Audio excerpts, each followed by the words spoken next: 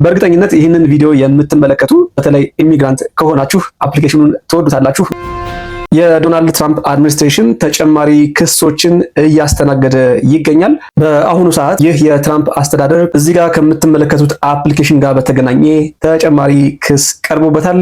ስለ ጉዳዩ በዝርዝር የምንመለስበት ይሆናል። ወደ ዝርዝር ጉዳዩ ከመግባታችን በፊት ግን እስኪ ምን ያህሎቻችሁ ይህንን አፕሊኬሽን ታውቁታላችሁ? ምን ያህሎቻችሁስ ተጠቅማችሁበታል? ተጠቅማችሁበት የምታውቁ ከሆነ ስለ አፕሊኬሽኑ ምን ታስባላችሁ? በኮሜንት ሴክሽን ሐሳብ አስተያየቶቻችሁን አጋሩኝ። አሁን ቀጥታ ወደ ዝርዝር መረጃው እናልፋለን። ይህ እዚህ ጋር የምትመለከቱት አፕሊኬሽን አይስ ብሎክ ይባላል። ይህ አይስ ብሎክ የተባለው አፕሊኬሽን አፕል ስቶር ላይ የነበረ ሲሆን በዶናልድ ትራምፕ አድሚኒስትሬሽን ጫናና ግፊት ከአፕል ስቶር ላይ በኦክቶበር 2025 እንዲወርድ መደረጉ የሚታወስ ነው። Apple has removed an app from its store that lets users report sightings of U.S. immigration agents. IceBlock says it has 1 million users who anonymously monitor activity by ICE officers. Apple says the app and others like it were removed based on information we've received from law enforcement about the safety risks associated with IceBlock. Attorney General Pam Bondi claims the app was designed to, quote, put ICE agents at risk just for doing their jobs. Even though it's no longer available, it's still functional for those who've already downloaded it. እንደተመለከታችሁት አፕሊኬሽኑ ከወረደ እንግዲህ ወራት ተቆጥረዋል። ለምን ወረደ፣ በማን ወረደ፣ በምን ምክንያት ወረደ የሚለውን ጉዳይ ወደ በኋላ የምመለስበት ሆኖ አሁን ግን እስኪ ስለ አፕሊኬሽኑ ጥቂት ነገሮችን ልበላችሁ። የአፕሊኬሽኑ ስም እንደተመለከታችሁት አይስ ብሎክ ይባላል። ከስሙ ለመረዳት እንደሚቻለው ይህ አፕሊኬሽን በዋናነት የአይስ ኤጀንቶች እንዲሁም ደግሞ የፌዴራል ኤጀንቶች ያሉበትን ሎኬሽን ያሉበትን አካባቢ በቀላሉ ለማወቅ የሚያስችል አፕሊኬሽን ነው። አፕሊኬሽኑን የሚጠቀሙ ሰዎች በቀላሉ ማፕ ላይ በመሄድ ፒን ማድረግ ነው የሚጠበቅባቸው። ያ ማለት እንግዲህ አፕሊኬሽኑን ስከፍቱት ብዙ ፊቸሮች ይኖሩታል። ታዲያ በእናንተ አካባቢ የአይስ ኤጀንቶች ወይም ደግሞ የፌዴራል ኤጀንቶች ካሉ በቀላሉ ካርታው ላይ በመሄድ ፒን ማድረግ ነው የሚጠበቅባችሁ። ኢሚዲየትሊ ፒን ያደረጋችሁት ሎኬሽን በአቅራቢያችሁ ላሉ ሰዎች በሙሉ ኖቲፊኬሽን ይልካል። ያ ማለት ምንድነው? እናንተ አፕሊኬሽኑን አውርዳችሁ የምትጠቀሙ ከሆነ በቀላሉ የሆነ ሰው ወደ አፕሊኬሽኑ ገብቶ ማፕ ላይ በመግባት ፒን በሚያደርግበት ሰዓት በዛ ሰው አካባቢ የምትኖሩ ከሆናችሁ በሆነ ሰርከምስታንስ ውስጥ ያላችሁ ከሆነ በቀላሉ ኖቲፊኬሽን ይደርሳችኋል። ኢሚዲየትሊ ኢሚግራንት ከሆናችሁና ጉዳዩ እናንተንም ኮንሰርን የሚያደርግ ከሆነ አስፈላጊውን ጥንቃቄ ለማድረግ የሚያግዝ ነው ማለት ነው። ይህ አፕሊኬሽን ከ1 ሚሊዮን በላይ ተጠቃሚ እንዳለው የሚታወቅ ሲሆን አሜዚንግሊ እነኚህ ከ1 ሚሊዮን በላይ የሆኑ ዩዘሮች ወይም ደግሞ ተጠቃሚዎች አይደንቲፋይ አይደረጉም ወይም ደግሞ ፐርሰናል ዳታቸው በምንም አይነት ሁኔታ ስቶር አይደረግም። ይህ ደግሞ ማንም ሰው ዳታውን ሴኪዩር አድርጎ መጠቀም እንዲችል ያደርገዋል ማለት ነው። በቀላሉም እንግዲህ በአይስ ኤጀንቶችም ሆነ በፌዴራል ኤጀንቶች እንዲሁም ደግሞ በገቨርንመንት ኦፊሻሎቹ ትራክ እንዳይደረግ ይጠቅማል። አፕሊኬሽኑ በዋናነት የሚጠቅመው ለኢሚግራንት ይሆናል ማለት ነው። ኢሚግራንቶች የአይስ ኦፊሰሮች ወይም ደግሞ የፌዴራል ኤጀንቶች ያሉበትን ሎኬሽን ቀድመው በማወቅ አስፈላጊውን ጥንቃቄ እንዲያደርጉ የሚያግዝ አሪፍ የሆነ አፕሊኬሽን ነበር ማለት ነው። ቀደም ብዬ ካስመለከትኳችሁ ቪዲዮ እንደሰማችሁት እንግዲህ በአሁኑ ሰዓት ይህ አፕሊኬሽን ኦልሬዲ ከአፕል ስቶር ወርዷል። ነገር ግን ዳውንሎድ አድርገው የነበሩ ሰዎች ስቲል መጠቀም እንደሚችሉ ነው የሚታወቀው። ይህንን አፕሊኬሽን ክሬት ያደረገው ግለሰብ ጆሹዋ አሮን ይባላል። ታዲያ የአፕሊኬሽኑን መምጣት ተከትሎ በጣም በርካታ ኮንሰርኖች ነበሩ። የአፕሊኬሽኑ መምጣት ከፍተኛ ጉዳት ሊያስከትል እንደሚችል በተለይ ደግሞ የፌዴራል ኤጀንቶቹ በቀላሉ ታርጌት እንዲሆኑ ወይም ደግሞ የጥቃት ሰለባ እንዲሆኑ ያደርጋል። አሁንም በቅርቡ እየተመለከትን ያለነው የፌዴራል ኤጀንቶች ጥቃት ምናልባትም የዚህ አንዱ ውጤት ሊሆን ይችላል እየተባለ ይገኛል። የኤጀንቶች ወይም ደግሞ የፌዴራል እና የአይስ ኤጀንቶች የሴፍቲ ጉዳይ በዋናነት ይጠቀሳል። ሌላኛው ኮንሰርን የነበረው እንግዲህ ምናልባት አንዳንድ ግለሰቦች አኖኒመስ ናቸው። ዩዘሮቹ እንደነገርኳችሁ ይህንን አፕሊኬሽን የሚጠቀሙ ግለሰቦች ማንነታቸው አይደንቲፋይ አይደረግም ወይም ደግሞ አይታወቅም።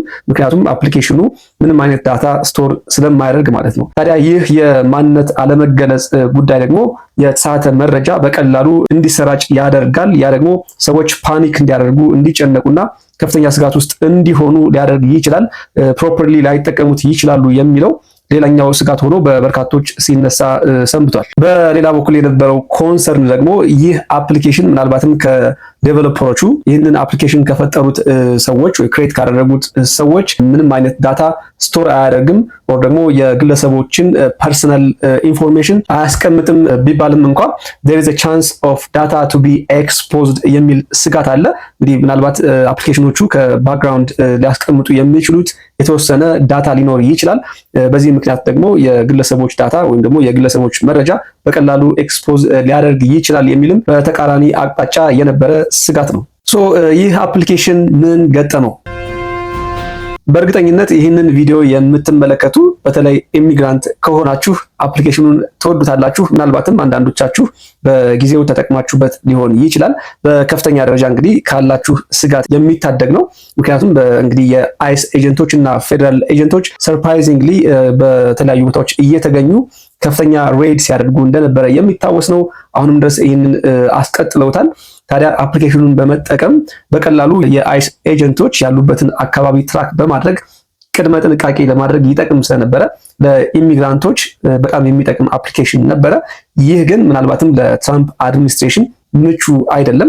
ይህም በመሆኑ ምክንያት ታዲያ የትራምፕ አድሚኒስትሬሽን የከፍተኛ ቦታ ላይ ያሉ ኦፊሻሎች ወይም ደግሞ ሃይ ሌቭል ኦፊሻልስ ኢንክሉዲንግ የዲኤችኤስ ሴክሬታሪ ክሪስቲ ኖኤም እንዲሁም ደግሞ ፓም ቦንዲ የዩኤስ አቶርኒ የሆነችው ፓም ቦንዲ ጉዳዩን በተመለከተ ኢሚዲየትሊ አፕሊኬሽኑ እንዲወርድ ለአፕል መልእክቶችን ይልኩ እንደነበረ ኖት ኦንሊ ዲስ ቱ ኦፊሻልስ ሌሎችም በትልልቅ ፖዚሽን ላይ የሚገኙ ኦፊሻሎች ከፍተኛ የሆነ ጫና በአፕል ላይ አሳድረውበት እንደነበረና አፕልም ደግሞ አፕሊኬሽኑን ለማውረድ እንደተገደደ የወጡ መረጃዎች ያመለክታሉ። ይህንን ተከትሎም ታዲያ አፕል ይህንን አፕሊኬሽን ዴቨሎፕ ላደረገው ለጆሹዋ አሮን የሚከተለውን ሜሴጅ ልኮለታል። The information provided to Apple by law enforcement showed this app violates the company's guideline because it provides the location information about law enforcement officers that can be used to harm officers. So የአፕል ካምፓኒ ለዚህ ግለሰብ ወይም ደግሞ ለጆሹዋ አሮን አፕሊኬሽኑ የካምፓኒውን